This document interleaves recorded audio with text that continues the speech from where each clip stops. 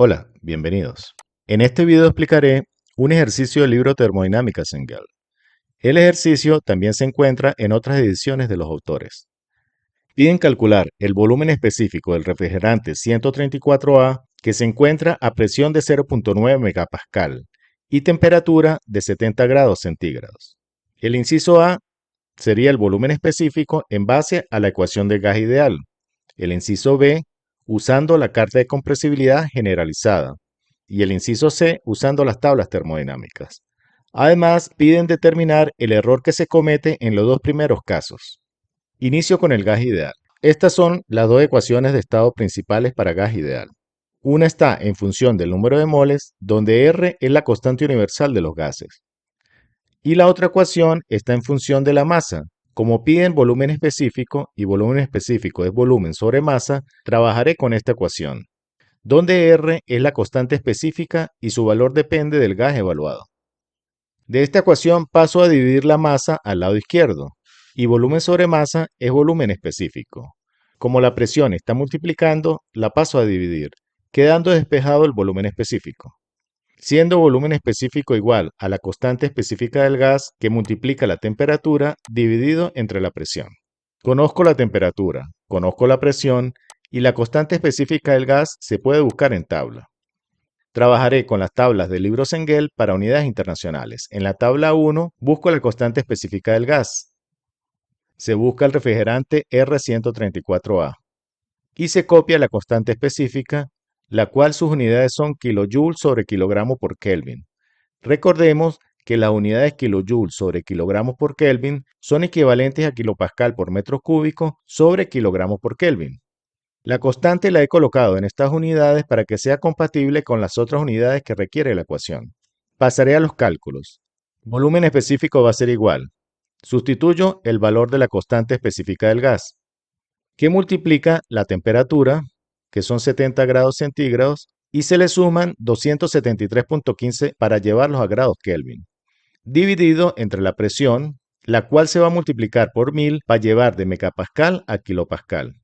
Veamos las unidades. Kilopascal con kilopascal se cancelan, grados Kelvin con grados Kelvin se cancela, quedando metro cúbico sobre kilogramo. Opero y obtengo el valor del volumen específico para gas ideal. Copiaré su valor. Paso al inciso B. Calcularé el volumen específico por la carta de compresibilidad. Estas son las dos ecuaciones generales para gas real, donde Z es el factor de compresibilidad que se busca en la carta. Como se dijo anteriormente, en gas ideal, cuando piden volumen específico se utiliza esta ecuación, ya que volumen sobre masa es volumen específico, donde R es la constante específica del gas que se buscó en el inciso A.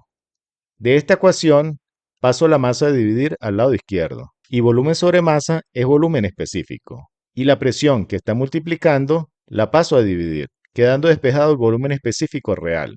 El volumen específico real va a ser igual al factor Z, que multiplica la constante específica del gas y a su vez multiplica la temperatura, dividido entre la presión.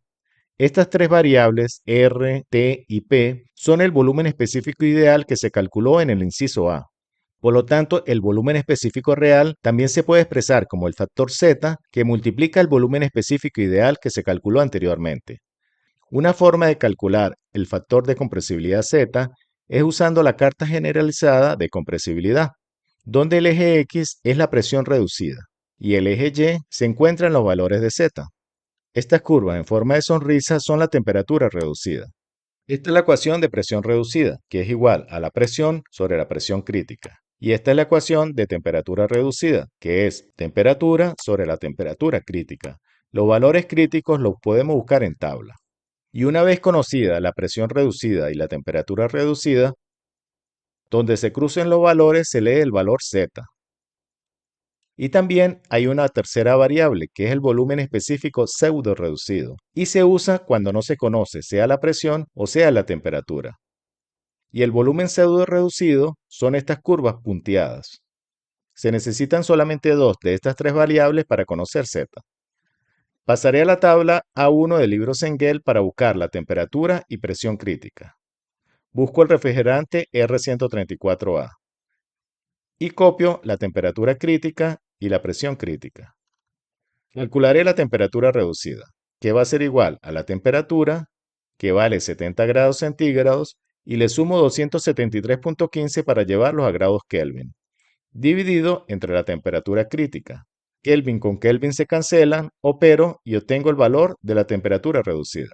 Ahora calcularé la presión reducida, que va a ser igual a la presión dividido entre la presión crítica, que también se encuentra en megapascal. Megapascal con megapascal se cancelan, opero y obtengo la presión reducida. Con estos dos valores voy a estimar el valor de Z. Utilizaré la figura A15 del texto Cengel.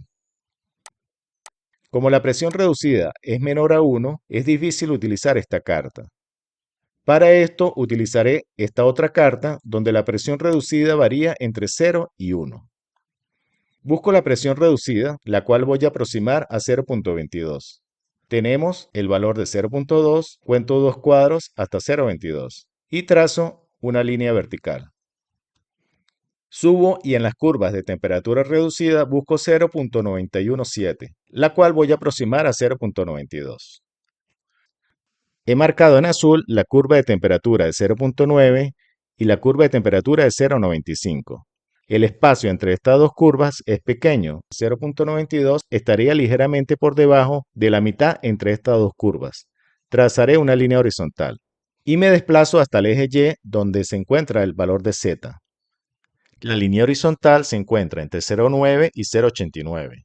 El valor de Z es aproximadamente 0.895. Recuerden, este es un valor estimado. Regreso a los cálculos. Procedo a calcular el volumen específico real, que va a ser igual al factor Z que acabamos de buscar, sustituyo su valor, y que multiplica el volumen específico ideal que se calculó anteriormente. Opero y se obtiene el volumen específico real por la carta de compresibilidad. Voy a copiar también este valor. En el inciso C piden calcular el volumen específico por tabla. Utilizaré la tabla A13 del refrigerante 134A sobrecalentado. Voy a la tabla y busco la presión de 0.9 megapascal. Y para 0.9 megapascal busco la temperatura de 70 grados centígrados. Y leo el valor del volumen específico. Copio su valor.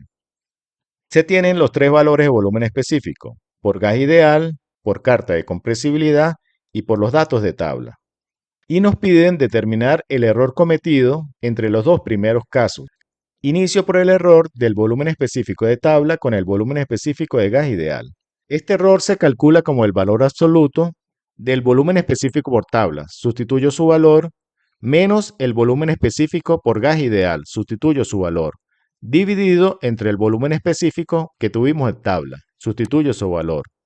Y se multiplica por 100 para expresarlo en porcentaje. Opero y obtengo el valor del porcentaje de error. Ahora calcularé el error que hay entre el volumen específico por tabla y el volumen específico por la carta de compresibilidad. Este error se calcula como el valor absoluto del volumen específico de tabla, sustituyo su valor, menos el volumen específico del valor real, sustituyo su valor, dividido entre el volumen específico por tabla, sustituyo su valor, y se multiplica por 100 para expresarlo en porcentaje. Opero y obtengo el valor del porcentaje de error. Se puede observar que este error de porcentaje es más bajo comparado con el porcentaje de error anterior, por lo cual se puede concluir que si no se tienen datos tabulados, la carta de compresibilidad ofrece errores confiables. Espero que la explicación les sea de ayuda para sus casos y les invito a ver los tutoriales teóricos y prácticos que presento en mi